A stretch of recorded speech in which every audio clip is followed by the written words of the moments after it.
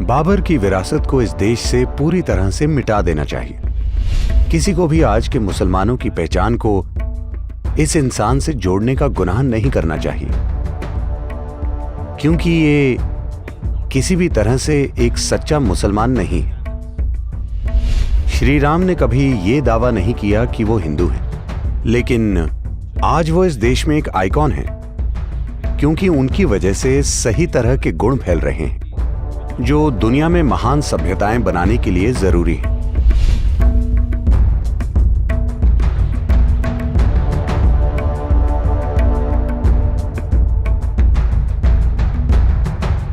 इस पूरे मुद्दे के दो अलग अलग आयामों को समझना और कोई निर्णय लेने से पहले सावधान होना इसलिए जरूरी है क्योंकि राम 6000 से ज्यादा साल पहले हुए थे। उन्होंने क्या किया और क्या नहीं किया, दक्षिण भारत में इस पर काफी चर्चा होती है। उत्तर भारत में इन चीजों पर चर्चा नहीं होती, वो बस उनकी पूजा करते हैं। दक्षिण भारत उन पर कुछ चर्चाएं करता है, लेकिन 6000 साल पुराना आइकॉन जिन्होंने लोगों को पवित्रता की दिशा में, सच्चाई की दिशा में और आपस में करुणा रखने की दिशा में प्रेरित किया है, वो भी हजारों पीढ़ियों को। आपको इस आइकॉन से छेड़छाड़ नहीं करनी चाहिए। इससे फर्क नहीं पड़ता कि ऐतिहासिक रूप से क्या सही है और क्या गलत, क्योंकि वास्तविकता तो कोई भी नहीं जानता। हर कोई बस वही सामान्य कहानी जानता है कि वो कहां गए, क्या हुआ, उनके जीवन में क्या घटनाएं हुई थी, उन्होंने क्या किया, उन्होंने ऐसा क्यों किया। आप इसका विश्लेषण नहीं कर सकते, आप उनके मनोरोग चिकित्सक नहीं हैं। मैं यूथ एंड ट्रूथ अभियान के किसी कार्यक्रम में था और कोई कह रहा था उनमें असुरक्षा का भाव था। मैंने कहा आप उनके मनोरोग चिकित्सक नहीं हैं। 6000 साल पहले वो इंसान सुरक्षित था या असुरक्षित आपको कैसे पता? ये बकवास है। लेकिन वो एक आइकॉन है जिन्होंने पीढ़ियों तक लाखों लोगों को प्रेरित किया है। आपको उससे छेड़छाड़ नहीं करनी चाहिए, क्योंकि मानवता को ऐसे आइकॉन की जरूरत है। आप राम को ले सकते हैं, कृष्ण को ले सकते हैं, जीसस को ले सकते हैं, बुद्ध को ले सकते हैं और उनकी कमियां निकाल सकते हैं और आज कह सकते हैं देखिए उन्होंने ये किया, ये ठीक नहीं था, वो ठीक नहीं था, वो जातिवाद करते थे, ऐसे वैसे। ये बकवास है। ऐसी चर्चा उनके बारे में उचित है जो आज दुनिया में मौजूद हैं। वो 6000 साल पहले थे। आप उन पर अब फैसला सुनाना चाहते हैं? नहीं, वो मानवता की मदद कर रहे हैं एक आइकॉन के रूप में। आपको इस आइकॉन से छेड़छाड़ नहीं करनी चाहिए। वो किस बात के आइकॉन है? वो स्थिरता के आइकॉन है। वो जल्दबाजी में कदम नहीं उठाते। जब कदम उठाना होता है तो वो निर्णायक कदम उठाते हैं, लेकिन किसी बात पर प्रतिक्रिया नहीं देते। वो सचेतन होकर काम करते हैं। युद्ध हो तो वो युद्ध करेंगे और समर्पण करना हो तो समर्पण, राज्य छोड़ना हो तो राज्य छोड़ देंगे, लेकिन सब कुछ चेतना में और संतुलित तरीके से। इसी वजह से आज हम उनकी पूजा करते हैं, क्योंकि उनमें आजादी है जीवन के नाटक से गुजरने की। उनके जीवन में हद से ज्यादा नाटक है, लेकिन वो उससे सहजता से गुजरते हैं। वो भी बिना किसी प्रतिक्रिया के। वो बिना किसी के प्रति क्रोध की भावना से उस नाटक से गुजरते हैं।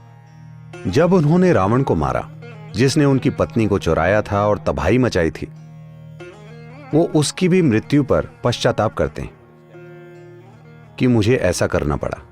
वो इस तरह के इंसान हैं। आप उनसे छेड़छाड़ मत कीजिए। अगर ये कहानी भी है तो कहानी के साथ भी छेड़छाड़ मत कीजिए। भौगोलिक दृष्टि से क्या वो अयोध्या में पैदा हुए थे? हाँ। क्या वो इस बिंदु पर पैदा हुए थे? क्या आप खुद जानते हैं कि आप किस बिंदु पर पैदा हुए थे? हेलो, 6000 साल पुराने इंसान की बात भूल जाइए, आप तो अभी जिंदा हैं। क्या आप जानते हैं कि आपकी मां ने आपको ठीक किस बिंदु पर जन्म दिया था? मैं पूछ रहा हूं, क्या कोई जानता है? No, so it's ridiculous argument. नहीं, तो यह हास्यास्पद तर्क है। अब बाबर चंगेज खान के बाद की तीसरी पीढ़ी है। ये मंगोल साम्राज्य, मंगोल शब्द भारत में धीरे धीरे मुगल बन गया। ये मंगोल है। इस मंगोल साम्राज्य के फैलाव के समय 90 से 100 सालों के दौरान 4 करोड़ से ज्यादा लोग मारे गए। 4 करोड़। ये उन दिनों की आबादी का लगभग 10% है। क्या आप समझ रहे हैं? दुनिया की 10% आबादी को उन्होंने मार दिया, वो भी न्यूक्लियर बम से नहीं, तलवारों से। बहुत ऊर्जावान लोग थे। मैं कह रहा हूं दुनिया की 10% आबादी को मारने के लिए बहुत काम करना पड़ता है ना? वो भी केवल तलवारों और भालों से। तो जहां भी चंगेज खान गया उसने एक नियम बनाया। जिस भी जगह पर उसने विजय पाई, सभी पुरुष, वहां के सभी पुरुष जिनका कद बैलगाड़ी के पहिए से ज्यादा है, उन दिनों सेनाओं के साथ जाने वाली बैलगाड़ियों के पहिए की ऊंचाई 38 से 39 इंच होती थी। हर इंसान जिसका कद उससे ज्यादा है उसे मार दिया जाता था। और फिर यह मुगलों की परंपरा थी कि वो सभी कटे हुए सिरों का एक बड़ा पहाड़ बना देते थे और औरतों को गुलाम बना लिया जाता था, सैनिकों की सेवा के लिए, या फिर उन्हें अलग अलग बाजारों में बेच दिया जाता था। मध्य पूर्व, यूरोप, हर जगह उन्हें बेच दिया जाता था। तो वो इस तरह से फैले थे। चंगेज खान के बाद तैमूर लंग आया। तैमूर लंग ने बाबर को जन्म दिया। तैमूर लंग का साम्राज्य दिल्ली तक था। फिर बाबर आया। माना जाता है तैमूर लंग ने 1,70,00,000 लोगों को मार दिया, वो भी सबसे ज्यादा क्रूर तरीकों से। पुरुषों के साथ जो हुआ वो तो करुणा थी, महिलाओं के साथ जो हुआ वो एक अलग चीज है। मैं विस्तार में नहीं जाना चाहता, लेकिन उनके साथ सबसे भयंकर चीजें हुई। जब बाबर आया तो उस दौरान गुरु नानक भी मौजूद थे।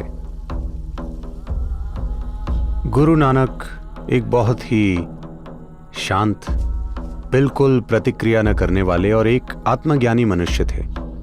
वो बोले, एक मौत का दूत आया है, और ये उन्हीं के शब्द हैं।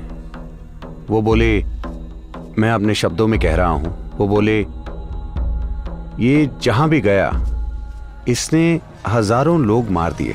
जिस भी शहर में ये गया इसने सभी पुरुषों को मार दिया, शहर को जला दिया, स्त्रियों और बच्चों को गुलाम बना लिया।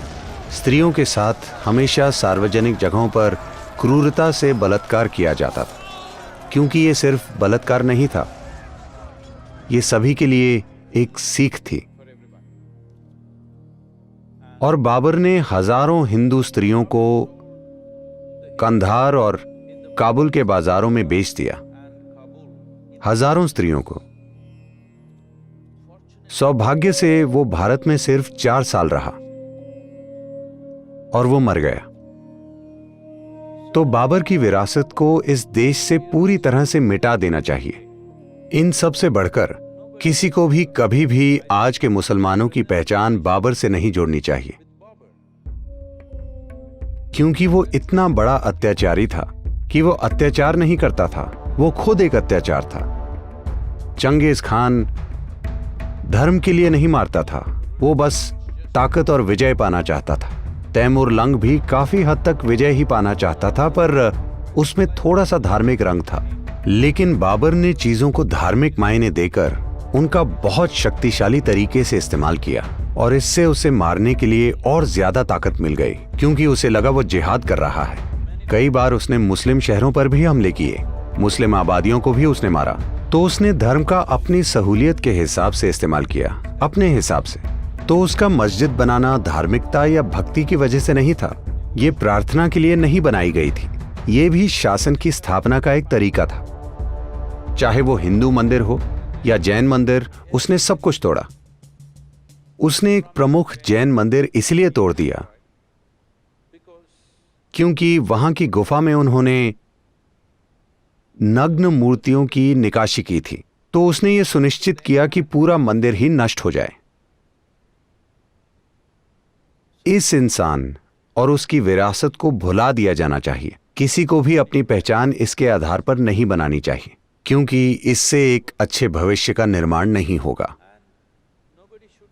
किसी को भी आज के मुसलमानों की पहचान को इस इंसान से जोड़ने का गुनाह नहीं करना चाहिए, क्योंकि ये किसी भी रूप में एक सच्चा मुसलमान नहीं है, ये किसी भी तरह का भक्त नहीं है, ये सबसे बुरी किस्म का तानाशाह है जिसने धर्म के नाम पर बहुत ही शक्तिशाली तरीके से खुद को असरदार बनाया। जहां कहीं भी वो गया, इससे उसे एक नए स्तर का अधिकार मिल गया जो चंगेज खान के पास नहीं था, क्योंकि उसने विजय पाने के लिए धर्म का इस्तेमाल नहीं किया था। तो ये अत्याचार हुए हैं।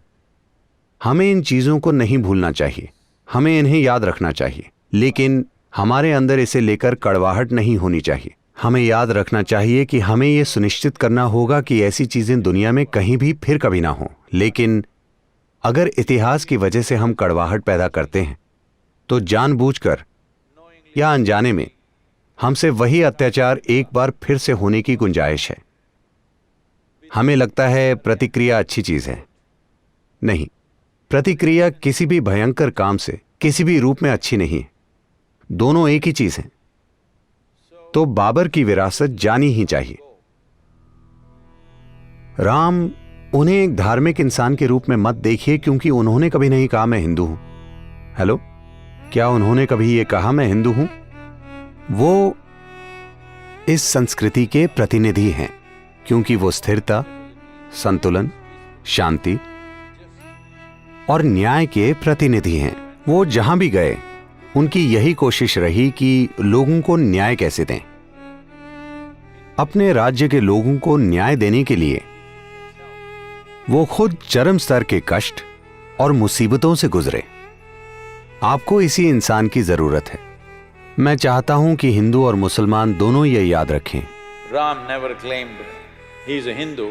राम ने कभी नहीं कहा वो हिंदू हैं, लेकिन आज वो इस देश में एक आइकॉन है। हर किसी को इन्हें एक ऊंचा आइकॉन मानना चाहिए, क्योंकि वो सही स्तर के गुण फैला रहे हैं। इसीलिए नहीं कि वो हिंदू हैं या कुछ और हैं, क्योंकि वो सही स्तर के गुण फैला रहे हैं जो दुनिया में महान सभ्यताएं बनाने के लिए जरूरी हैं। और कई तरीकों से राम का समय एक प्रमुख बिंदु बन गया, जिस पर इन 6000 सालों में यह सभ्यता बनी। इसी वजह से स्वतंत्रता संग्राम के दौरान भी महात्मा गांधी लगातार राम राज्य शब्द का प्रयोग करते रहे। सबसे अच्छे प्रशासन वाले और पूरी तरह न्यायपूर्ण राज्य का मतलब राम राज्य। आज भी जब हम राम राज्य कहते हैं तो हमारा मतलब होता है बहुत ही न्यायपूर्ण और उचित राज्य, ना कि शोषण वाला राज्य और ना ही तानाशाही वाला राज्य। और हम भारत को ऐसा ही बनाना चाहते हैं कि ये न्यायपूर्ण और उचित राज्य हो यहाँ रहने वाले सभी लोगों के लिए, ना कि तानाशाही वाला राज्य। तो उसके लिए आपको राम की जरूरत है।